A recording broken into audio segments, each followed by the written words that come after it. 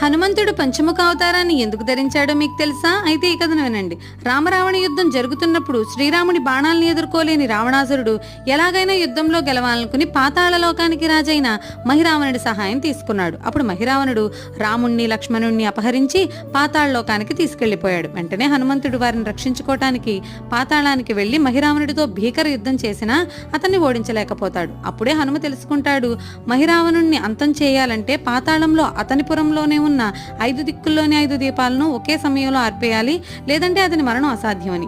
ఆ వెంటనే హనుమంతుడు తన శక్తులతో హనుమాన్, హైగ్రీవ, నరసింహ, గరుడ మరియు వరాహ ముఖాలతో కూడుకున్న శ్రీ పంచముఖ హనుమంతునిగా అవతరించి వాయువేగంతో 5 దిక్కుల్లో ఉన్న 5 దీపాలని ఏకకాలంలో ఆర్పివేసి మహిరావణుణ్ణి సంహరించాడు. హనుమ చేసిన ఈ వీరోచిత కార్యాన్ని చూసిన శ్రీరాముడు, హనుమా నీవెల్లప్పుడూ ప్రజలను అన్ని ఆపదల నుంచి రక్షించే శక్తి గల శ్రీ పంచముఖ హనుమంతునిగా పూజలందుకుంటావని వరమిచ్చాడు. జై శ్రీరామ్, జై హనుమాన్.